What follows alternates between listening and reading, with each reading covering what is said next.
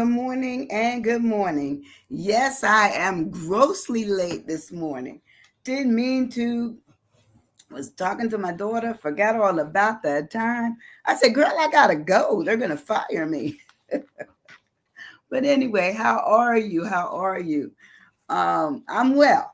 I'm well. Just running, as they say, running a little bit late, but other than that, I am good. Ready to take on the weekend. I have a couple of I have a retreat for one of my board meetings, so I'm going to do that tomorrow, and just kind of going to try to rest after that and get ready for the oncoming week, which of course on Monday I will return.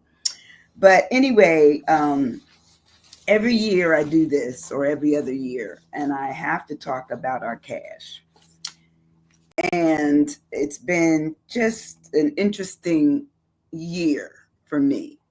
Um, I find that one leading thing that has really struck my attention is that the economy and the way people are addressing it in terms of the businesses that are out there, they're making it where if you use cash, they'll give you a break. But if you use a card, they got a problem with you that's going to add up to anywhere, I think it said between 1.3 and 3.5% of the transaction. Excuse me. And then you still need to do a gratuity on top of that if you're at some kind of eating facility. Crazy, just absolute craziness. So, anyway, I found some stats for you and wanted to read a little bit, and then let's talk about our cash. Um, I worry about my cash, not to the point where I want to be um, destitute or I don't have a dime, but just to the point where I'm saying, okay, what's reasonable? What's reasonable? Is it easier for me to eat at home than eat out? For me, it is, because I'm not a big eater, but yet and still the prices and sometimes even the portions are larger than what I want to pay. So I have to be, make it where it's something that I observe in the real to say it doesn't make sense to me that I would eat out that often. And my one little treat that I love, which is either a smoothie or a coffee, I have to figure out where I'm gonna go get that, and I can't treat myself like I used to. Okay. But anyway, according to www.payment.com, it says the high cost of credit card processing is at a point of contention globally. So it's not just here in the States. It's an international thing that's going on where whoever's processing the transaction is turning over a certain amount of percentage or whatever the agreement has been onto the retailer or the restaurant owner, whatever it is, whoever has their business. And they say it's really a big thing for those who are small businesses because it can get to be pretty pricey. And it says no one likes credit cards fees, but in the US, surcharging has been fought in court, and card end users in some states have had to be flexible. And our flexibility has really resulted in still we're going to pay. We're going to pay something to somebody for some reason. And usually if it's just the standard percent of 1.3, that's cool. But then they even break it down. Get this. It says according to the merchant's information that's been assessed, it says American Express charges 2.3% to 3.5% per transaction that could be passed on to you. Not all businesses will pass it on, but some of them do. Like I think if they probably have a large business and they can absorb it, it's not a big deal. But if they're smaller, you're more apt to get it in your actual bill as part of the bill. Discover is 1.55% to 2.5%, and MasterCard is 1.5% to 2.6%. But get this, the Visa is 1.4% to 2.5%. And I think Discovery, which not everyone takes, looks to be 1.5% to 3.5%. So you have to think, do I go to the bank and get exactly what I need in order to go out to eat, or in order to buy something, or to save money? And so they tell you, there was a period in time where, only, checks and credit cards were received. And then it went from, not as many checks, but they would take credit and debit, but they'd always prefer cash. Well, then they said, well, it's not really safe to take a lot of cash. So people stopped carrying as much cash. Are we moving back to that, where cash is more profitable to us to have than not to have? Meaning we have more money in our pocket when we finish the transactions. But it says that these consistent transactions fees, sometimes there's a flat fee and there's an average fee, and there's so many built-in things that we don't even know what we're really paying for, except that our bill is higher than what it used to be, regarding the fact that transactions are being charged onto our bill and not onto the business's bill. So it says that these payment processing costs will vary based on the card brand, which is what I talked about, if it's a credit or debit, and they're starting to not be able to even tell you what it is. But they're making it where it's very difficult, to understand. Oh, I was right. Actually, Discover is 1.56 to 3.5% of the transaction. So if you think that your bill is high, it probably already is to begin with, from whatever you were purchasing. And then on top of that, add on, if you're using a card, an additional fee. And I guess some people don't worry about it. They never look at their bills. I do. So I find it to be important. So when we break down our word for today, and I know that you all said I love to do the new words, and I will, and continue to adding words to your vocabulary. But this is the time of year where cash makes sense. Okay. And your cash doesn't necessarily just have to be in the form of coins, but you're looking at, how much is in my bank account? What's my debit? What's my credit? How much do I owe people? And I find, when I was doing counseling, I found that so many people were stressed out through the holidays over money, either having it or spending too much for people, because sometimes they say what we do at this time of year is we buy the love that we want. We buy the attention that we need. We buy the uplifting or the credibility that somebody can give us, not realizing that once they get it, and it came in the form of money and some kind of purchased item, that they may lose, just like our kids used to do, where they lose interest in the item once they realize that, oh yeah, that was just for Christmas, no big deal. Sometimes you have to realize that you have to plant the seeds that are longer than what your cash can do. And the seed would be regardless of me having money, not having money, I'm still who I am, regardless. And sometimes people don't get that because they need you to cash them, to fund them, to, basically, assist with their way of living. So anyway, what is cash? And it says cash is money, coins or notes, or distinctive in checks and money orders and credit.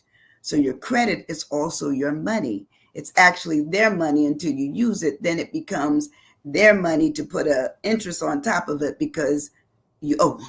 Okay, you owe them money. So the cash is the money, the legal tender that we use in all countries have their own legal tender. Hard cash, banknotes, dough, loot, the bread. It could be the rhino, the gravy, the lolly. I never heard of the lolly. I never heard that before. I didn't look up the origin of it. And of course, for those of us who live in America, we know what the Benjamins are. So it's all talking about our cash. And many of us, we don't look at cash as being, it's important. It's even more important when we don't have it. and becomes less important, less of our concern when we have it. So we have a tendency to, oh yeah, I'll take one of that, 3 of those, 5 of those. Okay. Before you know it, you've run up a bill or you have more than you need of something, you know. Like I'm a book person. I love books. I love books. But in fact, I have a box at the front door. I'm getting ready to take some books to the deliverer of Goodwill. That's me. I'm going to the Goodwill today, and I'm going to deliver a box of books. Actually, books, and there's bags in there that I no longer need. So I'm looking at how can I start living the life I talk about. You know, there's a song, I'm going to live the life I sing about in my songs. Well, I need to live the life that I talk about in my presentations, my blogs. You know, I don't want to be that I'm constantly, you know, cleaning and cleaning out and cleaning out, but I still have things I have to do. But top part of that is time. But time will use up your money if you don't use it wisely. It just does. It does. So my first C, actually I only have one C, in cash is cautiousness. We need to be cautious about what we do this time of year. This is the time of the year everybody pulls at your heartstrings. You know, the children, the loved ones, the friends, the boyfriend, the girlfriend, the husband, the wife, the auntie, the uncle, you know, the TT, the niece, the nephew, everybody. So what do? You have to make a decision. You know, do you have any priorities? How do you set up priorities for who gets paid, who gets what I would say a sweet payment from you, be it in money or something that they wanted that may be very costly. Sometimes our love just takes us over. We just care about not so much the process, but we care about the person. And so we will do the person, never realizing that come January, we got some big things going on. You know, I'm one of those people, I'm going to tell you I am. I've been doing it for years. I still keep a small Christmas account, you know, that I utilize every year for that. And that's where I try to stay in. I try to stay in what I saved up for. Not that I want to keep charging and charging. Now, if I get something I have to charge, I look at that charge and I say, okay, I'm going to pay that off. That's how you have to look at things. How do I get there? How do I get there to have what I want and be able to give something to somebody? I have to be cautious. I have to be. So cautious says to be careful to avoid potential problems or dangers. You know, going back to what I was saying earlier, I used to have so many, you know, clients that would come in January and they were absolutely distraught because they bought everything they thought everyone wanted and needed. And what they were needing was just to be loved. And how do we not charge others with loving us that we have to pay for? Why? Why should we do that? But sometimes that's how it comes out. We've actually paid for the love. We paid in the amount that we will step out on the line for. And sometimes that means that come January, we have a huge bill. We have, you know, limited funds to pay for anything, which also affects how well we're living, where we're living, you know, what we're living on, you know. It just is. So to be cautious talks about being careful, being kind of weary about things, being aware of stuff, heedful, you know, attentive. You know, like if you're not attentive to every dime you get, then every dime you get may leave you sooner than you're able to realize that you even had it. You know, we must remain alert. It says that we must be circumspect, prudent, guarded, you know, hyper vigilant, just looking at what we need to address, what's out there, you know, what's going to be pulling on us. Is it our heartstrings or is it our handbags? Don't know. Sometimes it's the handbag wins. You know, we're willing to go in our pockets or inside our pocketbooks, and we've giving up, you know, $500, $1,000, $2,000, and I didn't look up the statistics to see how much money we spend each year, but I just know that this time of year it is.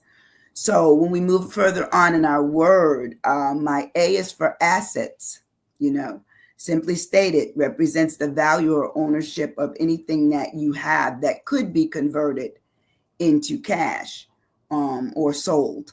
I don't want it to be that I wake up, a few months later and I can't afford the house that I live in, can't afford the car that I drive, just because I wanted love and I paid out a lot of money at, during the holidays, to not just feed, but to dine, to wine and dine, as they say, to maybe take a vacation and travel and do all the things that really makes it where people can look up to you and say, I love her, love him so much, and you have to ask yourself, how much do I want to pay for love?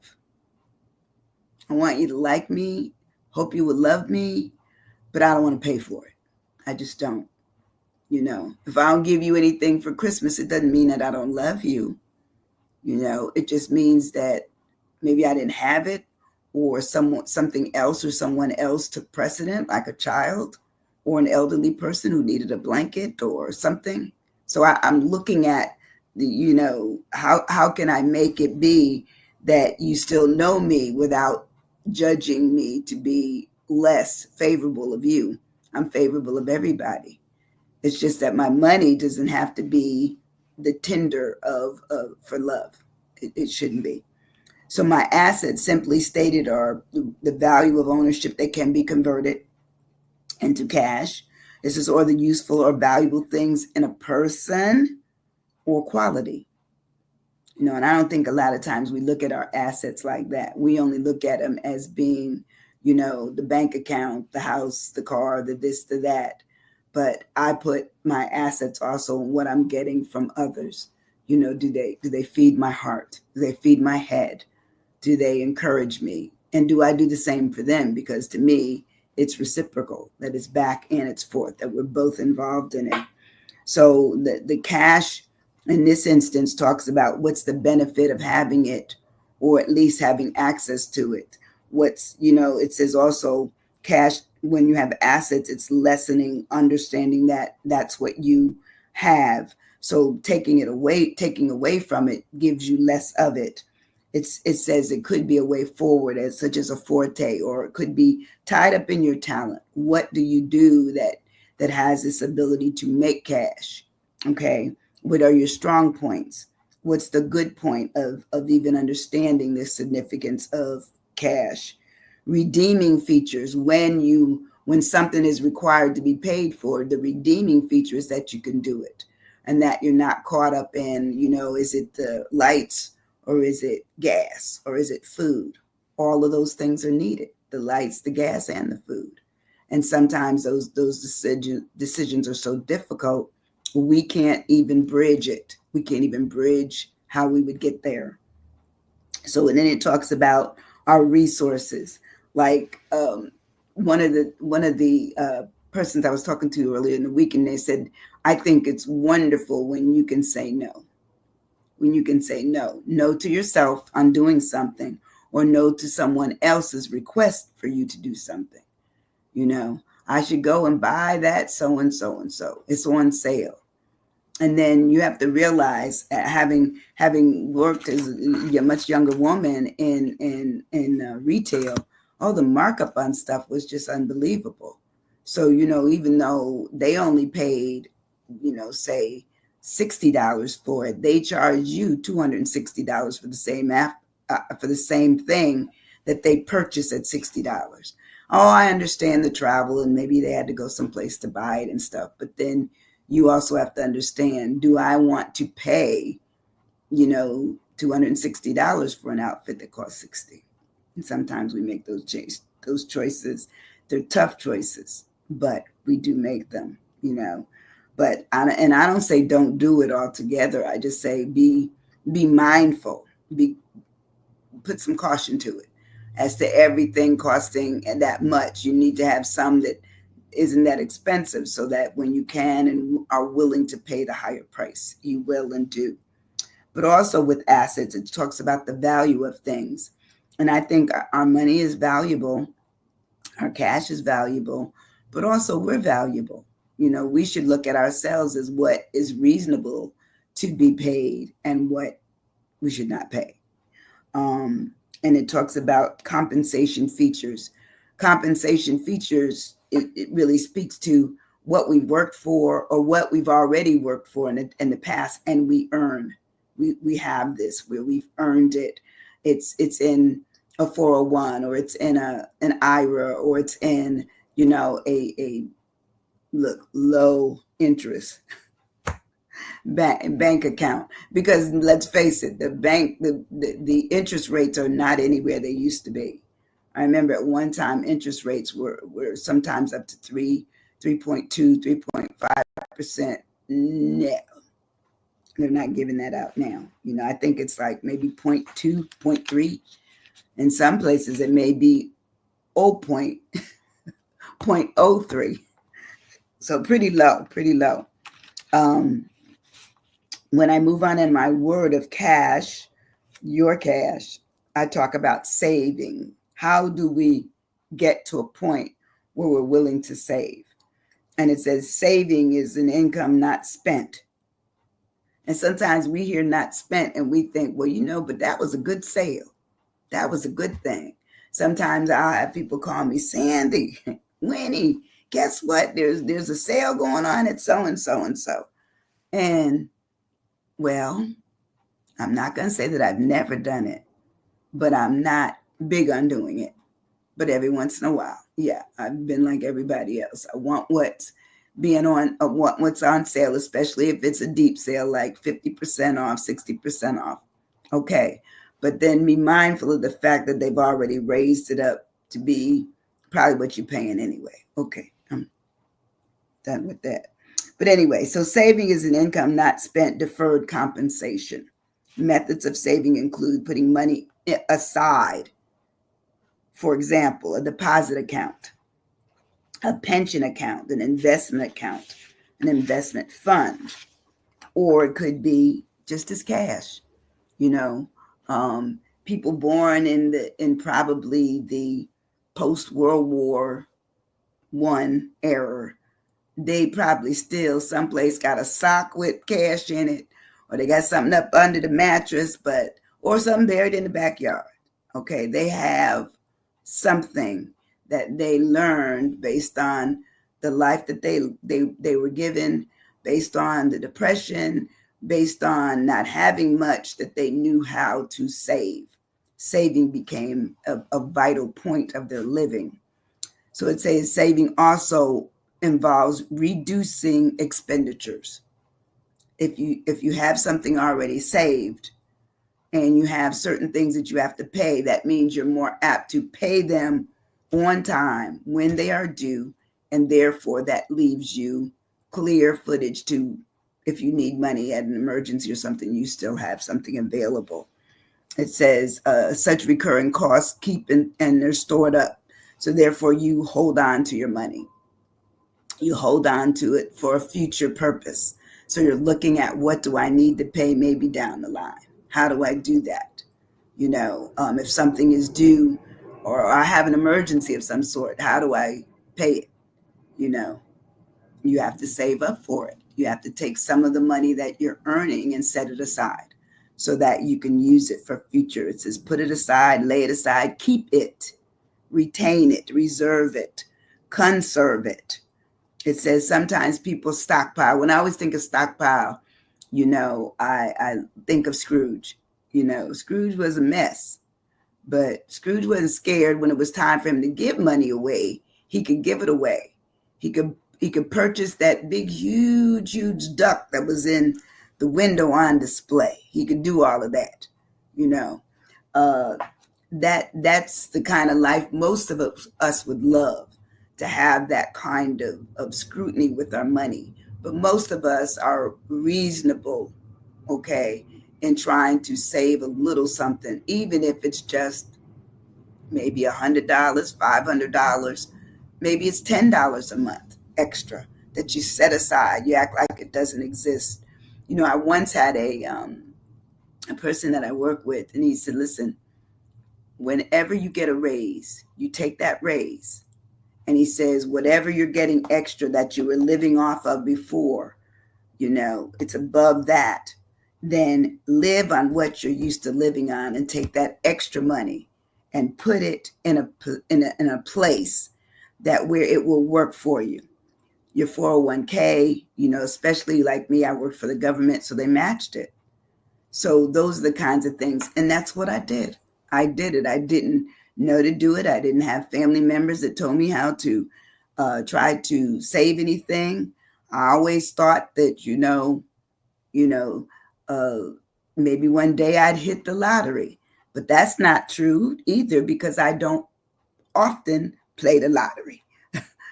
I can probably count on one hand all the years of my life have I ever paid the lottery. I don't like gambling. I don't like that kind of thing. I would do it when I thought it was fun if I could hear the money, but the bells and no money coming out with just those little slips now, I don't like it. It to me, it changed it for me. I like to hear the money, but that's just me. That's me personally. But I'm looking at saving for a rainy day. That's what it says, that when we have a savings, we save it for a rainy day in case something comes up. I can address it. It says keep for future use and put in a safe place.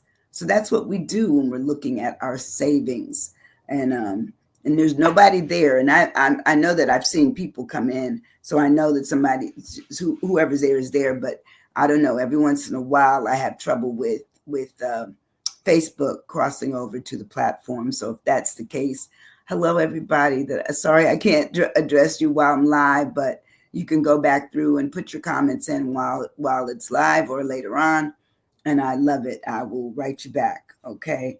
And last word I have for cash for today. Today's word is heed. Heedful, being aware and attentive to. I think this time of year, there's so much demand on us, on our time, on our money, on our whereabouts. We do a lot of things, but we don't always realize that the things we are doing have a cost. They have an emotional cost, they have a financial cost, and they have a physical cost, where we're here and there and everywhere during this time of year. So I said, take heed. I'm gonna give you that. Take heed.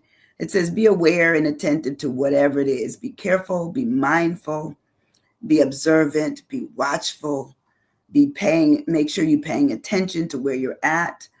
It says, be on guard and be alert. Every November, I've looked back through, I try to, hey, Big Mo, how are you, my friend? Good morning. Good morning. I'm going to do this every single year because I think our money is vital. Our cash is important. And if we aren't watching our cash, someone else will have our cash, and we'll be trying to make a mad dash someplace to find out how we can replenish what we lost or get in a position where we're feeling more comfortable about our way of life. So I am always going to do this every year around this time. And it's a short word, so it's not taking up much attention from you, but just letting you know that I want you to be vigilant. I want you to be on guard. I want you to pay attention to every dime you spend. And right now, this is also scam season. Scam season is up for all of the charities that are out there. Find a charity that is reputable. Don't just give just because somebody's asking you on the street. I've done that every single year. And I ask them questions, and sometimes they're stumbling over the answers. So I will say, well, I'm gonna decline it this time, maybe next time.